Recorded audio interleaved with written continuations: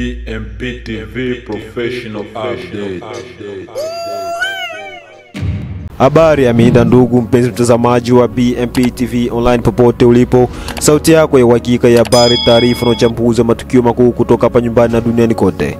Ni mimi Bila Pengo Oluwa na kuletea taarifa kamili kwa muda. Tusogee pamoja kwenye habari za leo. Usisahau kusubscribe, kulike, kushare na kucomment ili uwe kwanza kupata update zetu zenye uhakika na zenye kuaminika zaidi. Na huu ni mtasari wa habari. DRC. Hali ya sintofahamu imetanda tena katika mji wa Beni ulioko katika jimbo la Kivu ya Kusini nchini Jamhuri ya Kidemokrasia ya Kongo kufuatia maandamano ya wananchi yaliyoibuka asubuhi ya leo Jumatatu. Katika kipindi cha siku chache zilizopita, taarifa zimeibuka zikidai kuwa jeshi la Rwanda limehusika katika kutoa waraka wa ndani ya kijeshi unaoelekeza maafisa wake pamoja na baadhi ya wapiganaji wa zamani wa kundi la FDLR walioko ndani ya eneo la Lubero. Kunayo na mengineyo, baki nasi ili kupata kile kinachojiri katika nchi ya Kidemokrasia ya Kongo na dunia nzima kwa ujumla. Habari kamili. Hii ni BMP TV online, tunakuletea taarifa kamili kuhusu hali ya tete ya kijamii na usalama iliyojitokeza katika mji wa Beni ambao kwa sasa unatumika kama makao makuu ya muda ya jimbo la Kivu Kaskazini kufuatia mvutano unaoendelea kati ya vikosi vya serikali na makundi yenye silaha mashariki mwa nchi. Asubuhi ya leo,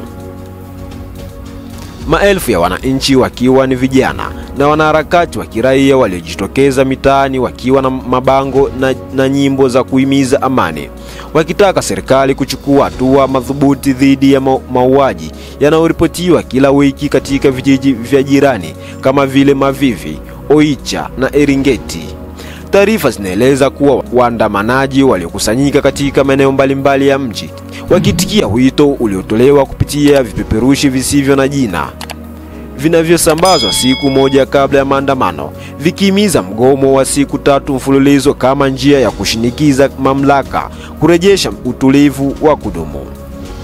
Kiini cha mgogoro. Kwa zaidi ya mwongo mmoja, wakazi wa Beni wamekuwa wakikabiliwa na mauaji ya raia, uvamizi wa makundi ya waasi hasa ADF na kutokuwepo kwa amani ya kudumu licha ya operesheni kadhaa za kijeshi kufanyika katika eneo hilo. Hali hiyo imezidisha hasira na kukata tamaa kwa wananchi ambao sasa wanadai kwa sauti moja kwamba amani haiwezi kuadimiwa tu bali inapaswa kuonekana kwa vitendo. Kiongozi mmoja wa vijana wa kiraia, jina limehifadhiwa kwa usalama wake, ameomba BMP TV online kwamba maandamano hayo hayana lengo la kuvuruga bali ni sauti ya wananchi waliochoka na damu kumwagika kila siku. Hatua za usalama na mapambano ya kijeshi. Kwa upande wake, jeshi la polisi wa kitaifa FARDC na PNC wamesema wako macho kuhakikisha usalama wa raia na mali zao, huku wakihimiza wananchi kuepuka vitendo vya vurugu au kuathiri mali ya umma. Kamanda wa polisi mjini Beni amethibitisha kuwa walilazimika kutumia njia za kawaida za kudhibiti umati, ikiwa ni pamoja na kufyatua risasi hewani ili kuzuia hali isigeuke kuwa machafuko. Hadi kufikia mchana wa leo, hakuna taarifa rasmi ya majeruhi au vifo, ingawa baadhi ya waandamanaji walidai kuwa kulikuwa na visa vya kukamatwa kwa vijana kadhaa waliokuwa mstari wa mbele katika maandamano hayo.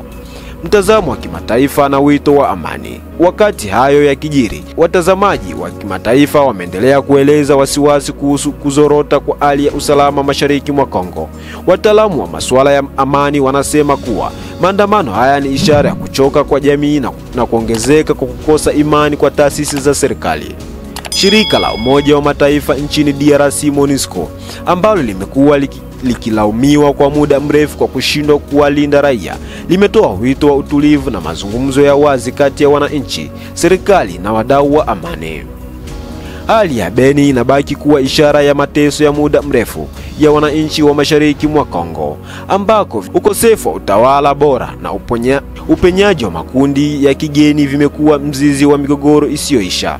Wananchi wengi sasa wanataka hatua za dharura, si maneno, kama alivyosema mmoja wa wazee wa mtaa wa Butanuka. Tumechoka kuhesabu miili kila siku. Tunataka watoto wetu wakuwe bila hofu na nchi yetu irudi mikononi mwa amani ya kweli.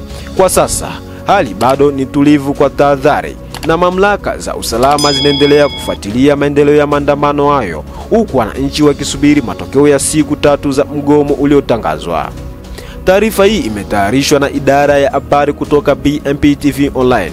Taarifa kutoka vyanzo mbalimbali vya ndani na mashirika ya usalama na diplomasia zinadai kwamba waraka wa siri wa kijeshi umetolewa kutoka ndani ya jeshi la Rwanda RDF, ukielekeza maafisa na wanajeshi wake pamoja na wapiganaji wa zamani wa FDLR walioko katika maeneo ya Lubero, Kivu ya Kaskazini, mashariki mwa Jamhuri ya Kidemokrasia ya Kongo, kujiorozesha wenyewe na kujisalimisha katika kambi za MONUSCO, kikosi cha kulinda amani cha Umoja wa Mataifa.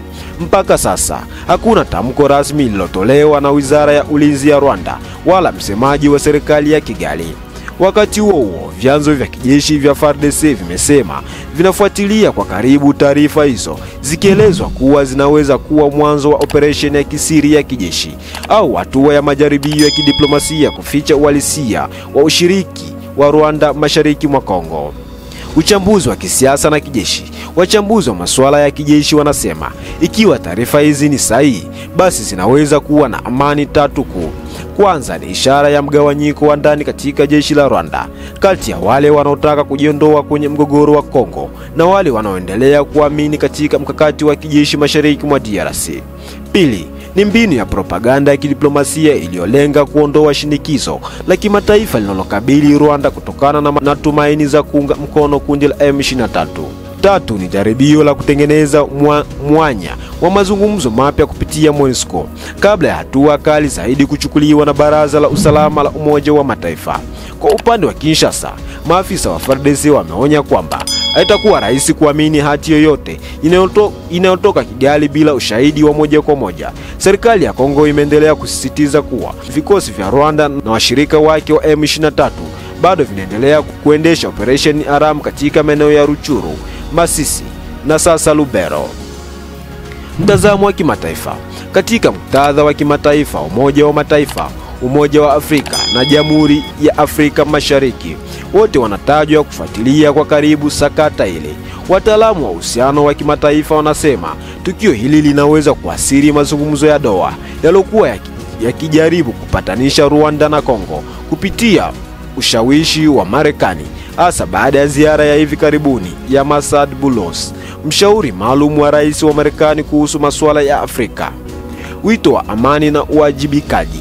Huku kukiwa na hali ya sintofahamu, mashirika ya kiraia, viongozi wa dini na wanaharakati wa amani wanatoa wito kwa pande zote mbili, Kigali na Kinshasa, kuzingatia umuhimu wa mazungumzo ya kweli, uwazi katika taarifa za kijeshi na kuheshimu mipaka ya majirani zao.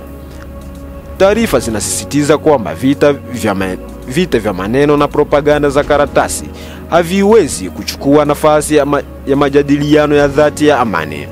Kwa sasa dunia inasubiri kauli rasmi ya serikali ya Rwanda kuhusu ukweli wa haraka huo wa kijeshi. Hadi pale itakapotolewa, vyombo vya habari, wachambuzi na taasisi za usalama zinaendelea kuhoji. Je, ni mwanzo wa uasi wa ndani au ni mkakati mpya wa kisiasa wa kupunguza shinikizo la kimataifa? Na hivi ndivyo tunafunga ukurasa wetu wa habari kutoka hapa BMP TV Online. Endelea kuwa nasi kwa vipindi vingine vinavyofuata. Usisahau kusubscribe, kulike, kushare na kucomment ili uwe kwanza kupata update zetu zenye uhakika na zenye kuaminika zaidi. Kwa niaba ya timu zima ya utayarishaji, ni mimi Bila Pengo Ulua.